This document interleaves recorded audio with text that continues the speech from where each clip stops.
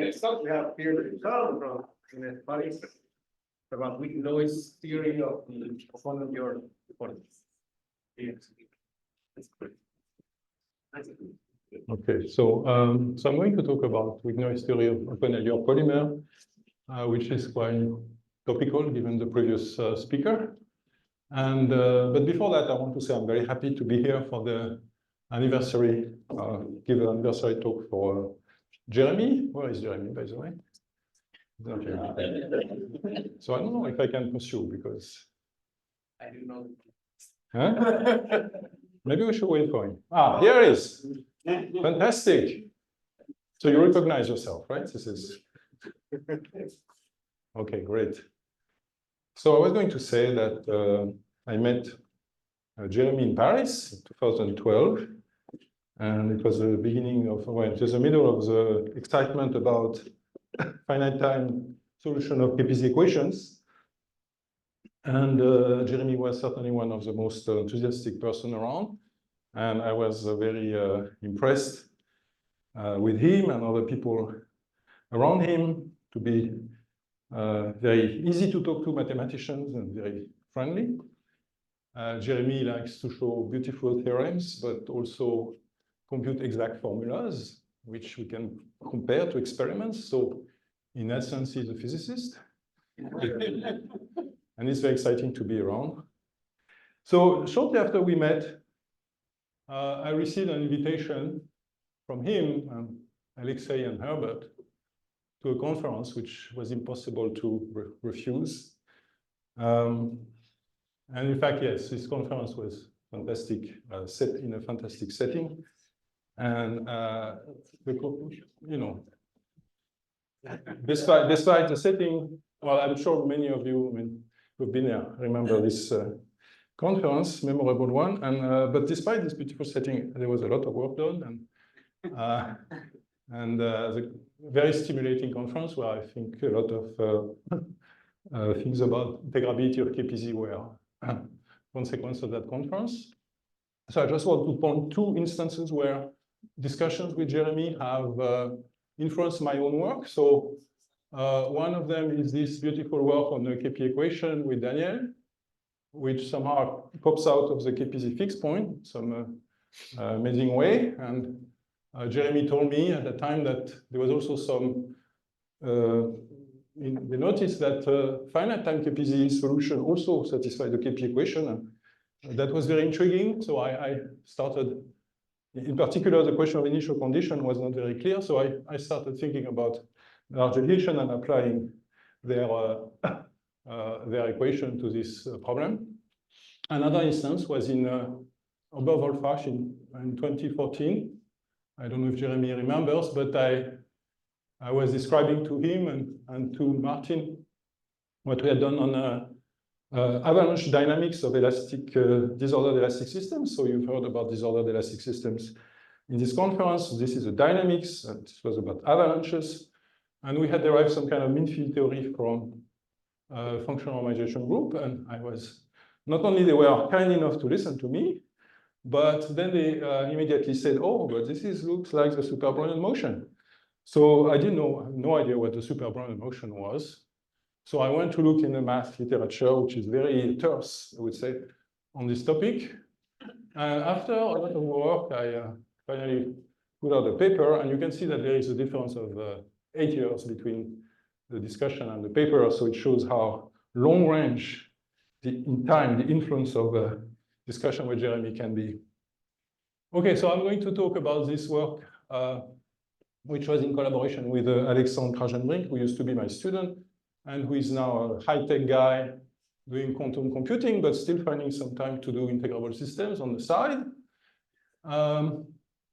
So what's the context? The context is that the KPZ equation in one dimension at short time is in a weak noise regime, but still has some non-trivial large deviations. And these large deviations were studied in physics, starting by Korshunov using optimal fluctuation theory, and reduced to a system of two nonlinear PDEs, which, okay, they studied numerically and in some asymptotic limit. And then at some point, with Alexandre, we found that this was possible to solve this equation using inverse scattering because they were integrable.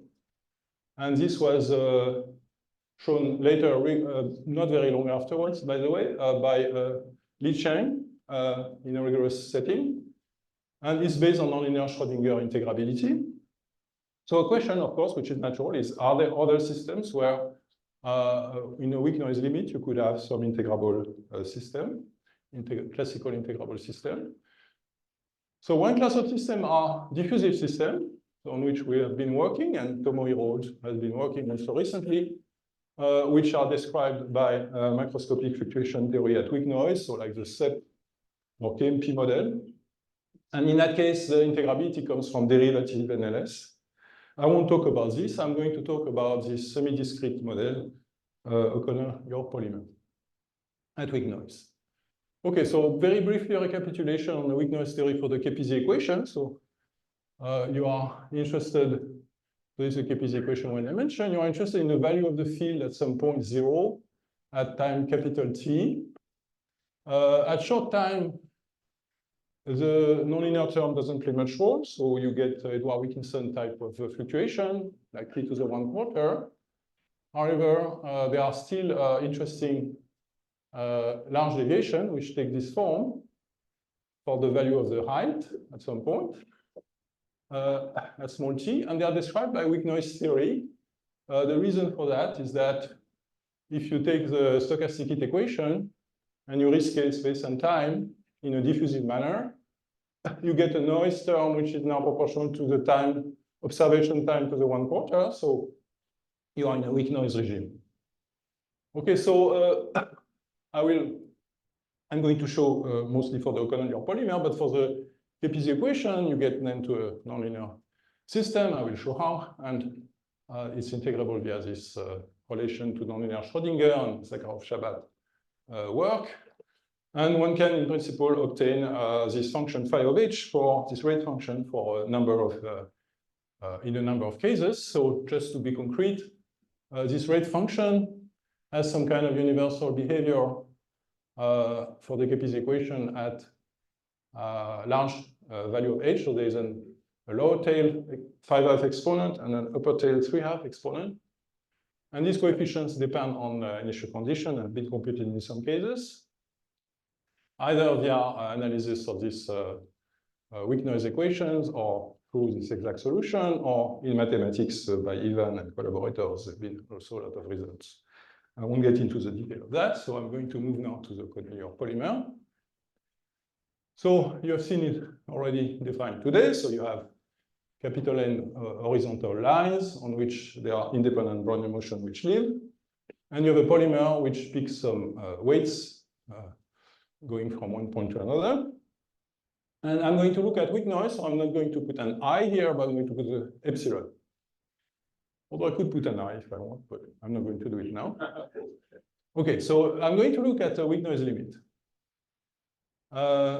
So the simplest case, of course, is only one line, one horizontal line, in which case just a geometric Brownian motion. The distribution of the partition sum here is just simply this log normal distribution, and there's this 1/epsilon which comes out here. Okay, but now if you look at some observables, you can find some things which are already not so trivial. For instance, if you look at the expectation value of the Laplace transform here, with a 1/epsilon, well, it's a saddle, you can do it by saddle point because everything is proportional 1/epsilon, and you get a rate function here, which is already a Lambert function. So it's already not totally trivial, and it describes the rare large fluctuations acting on this observable. Okay, so what we want to do is we want to do it for any arbitrary value of n.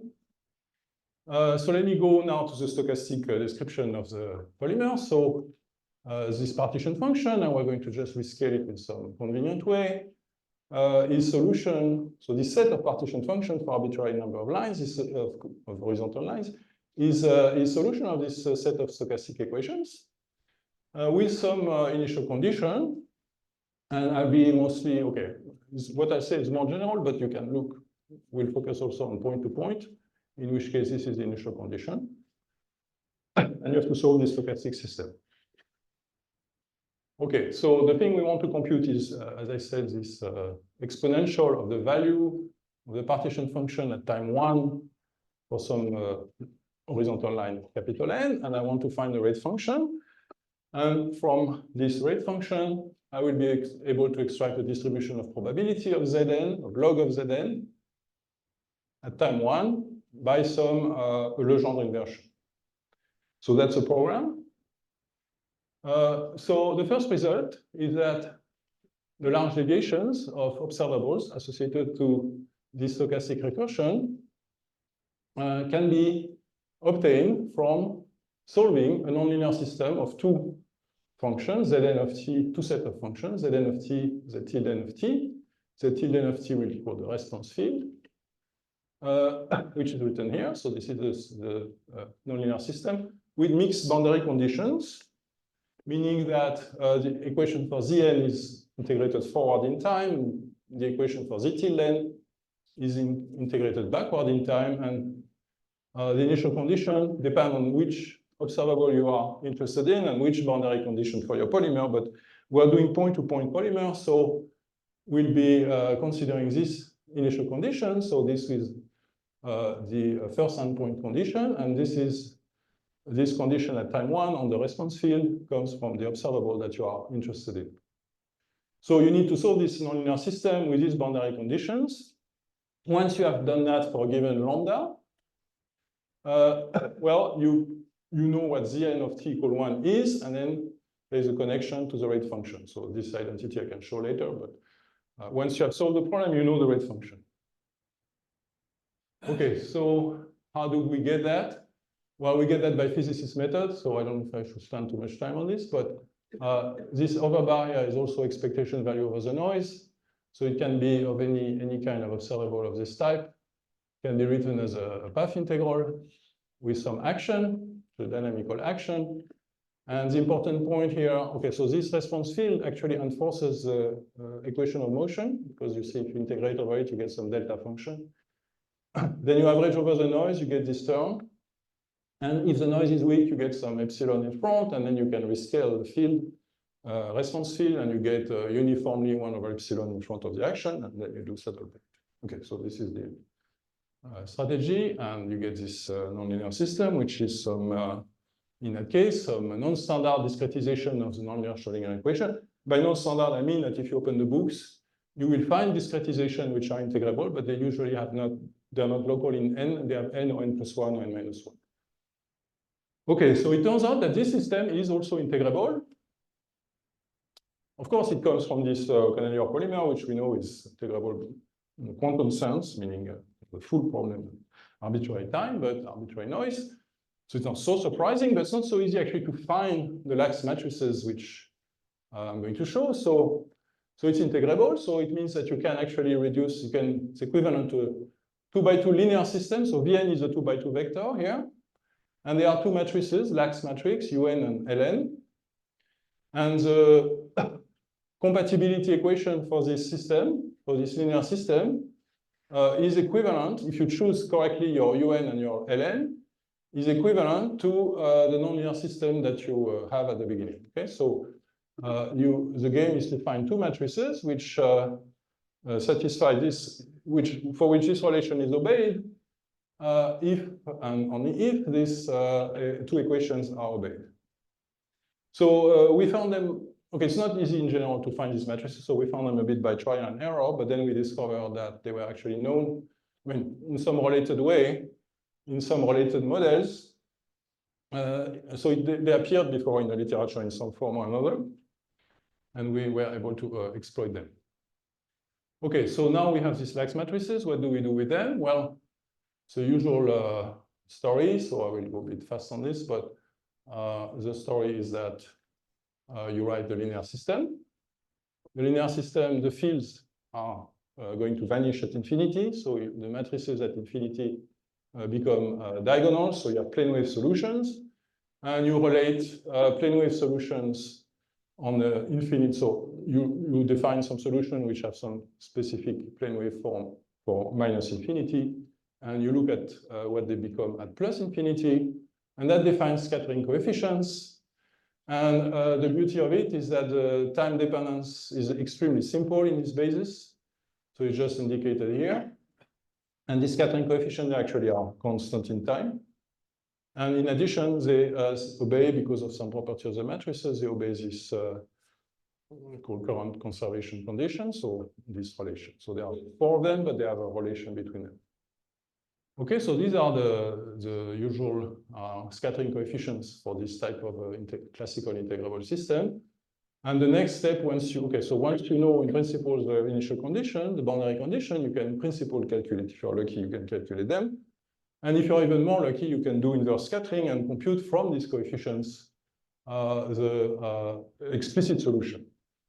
Now, this program actually works. We were able to find, okay, there is a well-defined technique with the GLM equation, but it's quite complicated.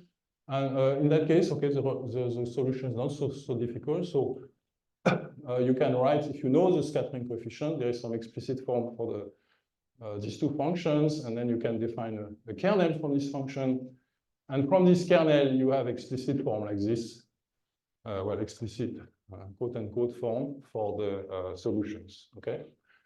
So there's also a solution, an equation for z tilde n, which is more or less the same, a bit more complicated, but okay. So just to show you that in the case of the KPZ equation, there's a similar formula. So in that case, the system is a continuous system. The scattering, you also define 2 functions from the scattering coefficient, and then there are explicit determinant or inverse. Okay, you can actually, for instance, the product PQ is itself the derivative of a Freedom determinant, so there are some property related to Freedom determinants. So these 2 functions, they allow you to parameterize basically the set of solutions. Okay, so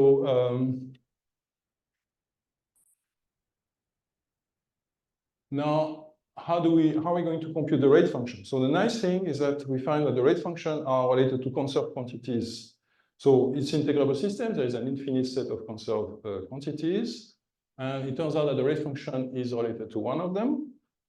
It's emerged from the calculation. I'll show you. So how do you find these conserved quantities when you know the system, when you have the system? Well, you write down the space linear equation. So one of the 2 lax equation.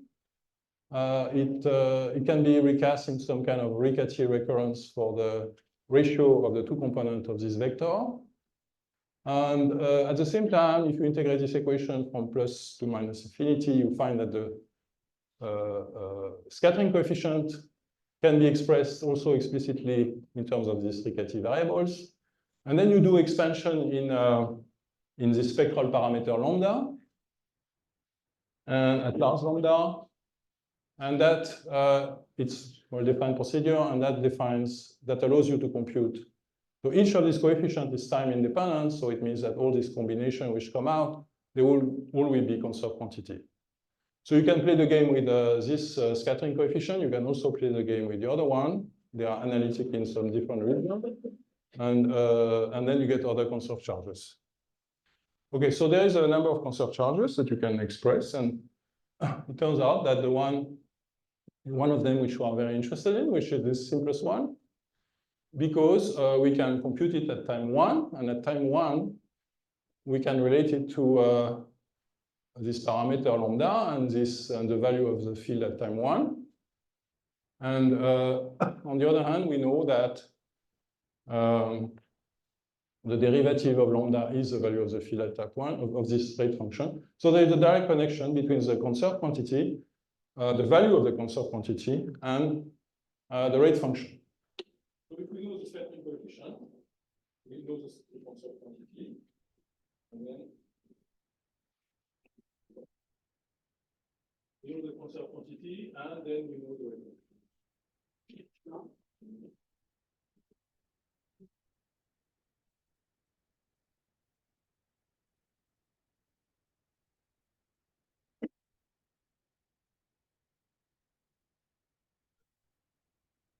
So, solution to scattering problem, when you look at the space equation, spatial equation, the linear system. Since the boundary, you can look at it at time 0 and 1, where you know something about the boundary condition. So given this information, you can actually solve this equation at time 0 and 1, and from it you can compute these two expected solutions. That doesn't give you the other A and A tilde. However, there is this relation, which means that this product has to be equal to this. And now it's a Riemann-Hilbert problem to compute the obtain A of lambda. So I'm just going to show the result. The result is that there are actually two branches of solution for the lambda. There is a branch which does not contain solitons, and there is a branch which contains solitons. Okay. So without getting into too much detail, this is a branch without solitons. The function the expression on here. And if you expand on your series of large lambda, you get this expression for the rate function. So you found the rate function psi of lambda. You found the rate function for some value of lambda which is bigger than some negative value here, because you see there is a logarithm. Thank you very much. There's a logarithm. So of course there is some branch cut somewhere, and you have to be on the right side of it. Okay, so this is the expression for the rate function. And from this expression, you can do this inverse Legendre transform. So you can get the rate function for the probability of log z parametrically. But it works only for h from minus infinity to some value hc, which corresponds to lambda c. And if you want the rate function for the probability in the other half line, you need to look at the other type of solutions which are contain solitons. So I will not get into detail; they are a bit more complicated. But at the end of the day, the solitonic part only changes the conserved quantity in a simple way. And you can compute the change in rate function given here using again number functions. So at the end of the day, you have this psi of lambda everywhere, and you can plot it. Here I plot the derivative of psi of lambda for arbitrary n as a function, for some n equal 20, sorry, as a function of lambda. And as you can see, there are two branches. So for a given lambda, there are two solutions of the nonlinear system. But for a given h, since this derivative is equal to exponential of h, because of this variational constraint, this constant variational equation, you see that as a function of h is uniquely defined. Yeah, how much of all these computations depend on the initial data? They depend on the initial data. You mean the branches and so on? The fact that they are. It's kind of general. Okay, we don't know that many of them. We know flat. We know. In every case, there is some. There are always these two branches. In the case we have looked at, but okay. So okay. So now you know how much time do I have? 7. How much? 15. 15? Oh, it's too much. Let's reduce it. Okay, so okay.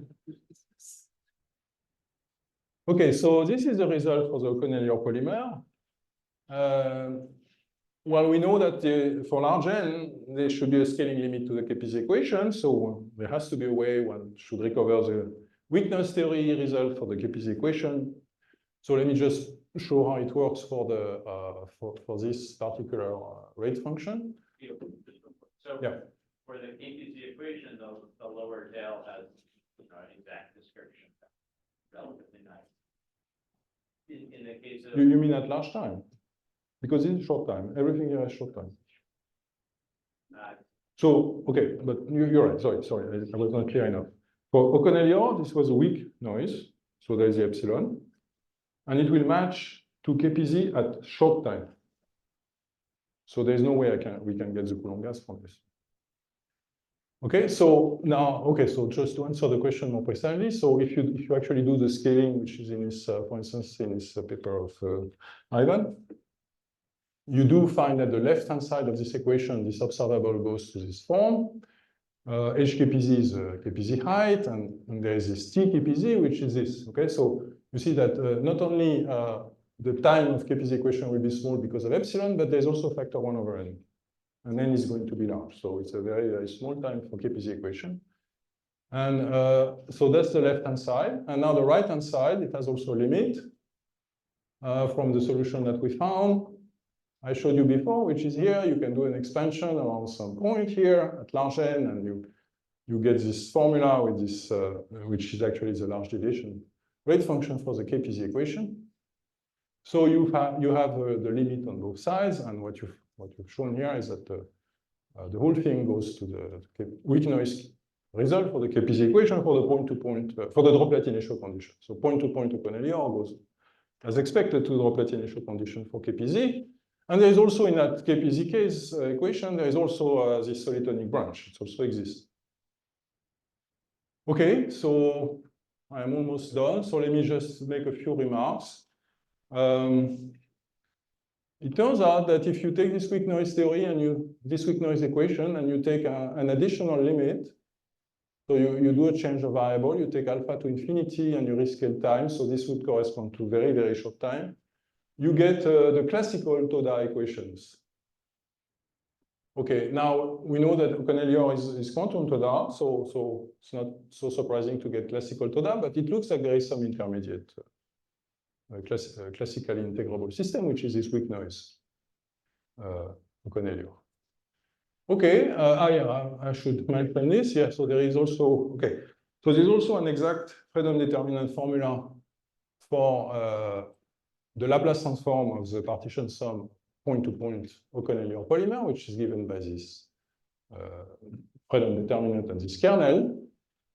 And we have looked at the epsilon going to zero limit, so the weak noise limit in this kernel, it's certainly not rigorous, or I don't even know if it's really so controlled, but we can get out from this analysis this result. So we found that there's some agreement with the result from inverse scattering, but it would certainly deserve to have a more controlled asymptotics analysis. Okay, and just to finish, I've shown you the O'Connell Yor polymer, but one can look at other models, and we have actually looked at a number of lattice polymers at no weak noise limit, and also particle systems.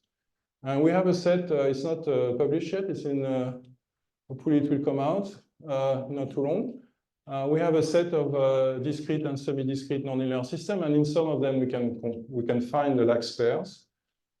So it's nice because it gives you, okay, you know that the system should be integrable. It's not so obvious to find a lax pairs, and so that's kind of a hunting expedition, but this is what we are doing, and we are discussing with Alexei about this. And just to finish, two remarks. The first remark is that every time in this game, every time we find an explicit solution to the scattering problem, it seems to always correspond to a determinantal formula for the, that there exists a determinantal formula. So we didn't find a case at least at present where this was not true. So, okay. And then, of course, so this integrable system, they are classical, and one can think of quantization. And it's interesting to know how would reproduce a full model, or would find something else. I don't.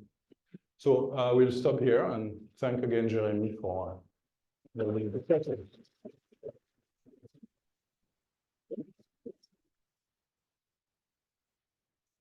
Questions? How much we are asking for other initial condition? For the O'Connell Yor polymer, we didn't try. So you are welcome to do it. I mean, we were a bit exhausted after this. We did not even check the asymptotic behavior of this function, although I suspect it's going to be again 5/2 and 3/2, but see if somebody wants to do it. Yeah. In our case, for third, we also calculate the density profile, order field, start field, initial and time. Can you also do that, or do you do that? Can you repeat? Sorry, I'm not sure I understand. Not only generate your function, wave function, but we could also look at The optimal, yeah, okay. I showed you a formula.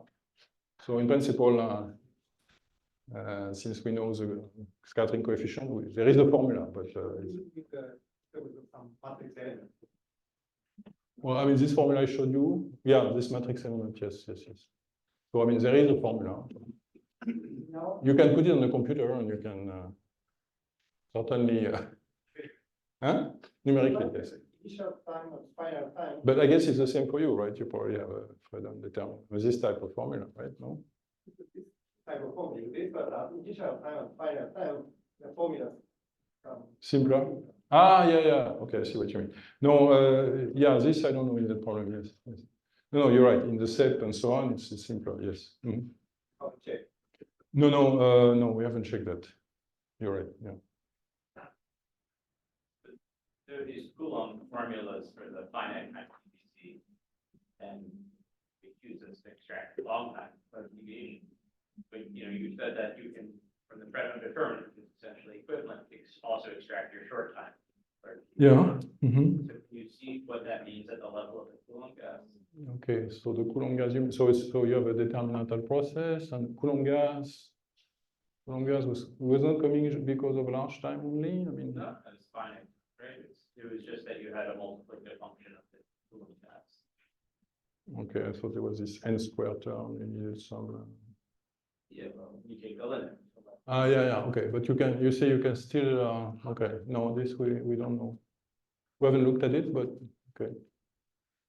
You mean this equation, right? Yeah. You want to look at the Coulomb gas version of this? This is what you. Yeah, I'm not sure I know how to start, but okay. You have to explain to me how to do it. No, we did it, but only at last time. I'm not sure I know how to. So, I mean, very end, I mean, you mentioned scattering theory. So in scattering, particle systems, I mean, the particle scattering shift and the particle scattering shift is something introduced in your. Sorry, you're talking about here? Oh, yeah, I mean, yeah, particle system, I mean, the fact that the particle scattering is sort of the sum of two particle scattering shifts. I mean, is that something which you introduced when you? No, it doesn't, but I guess it may be some application of that. I don't know. Yeah.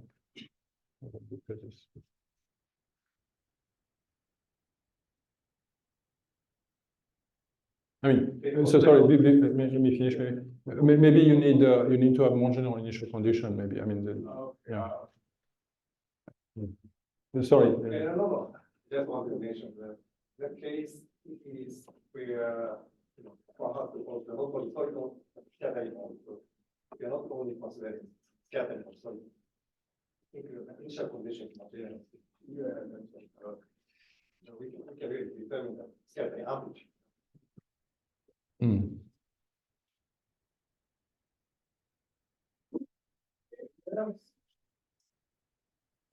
Let's say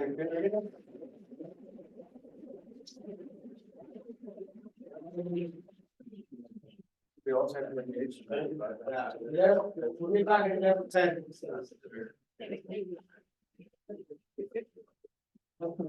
Checking the coffee upstairs.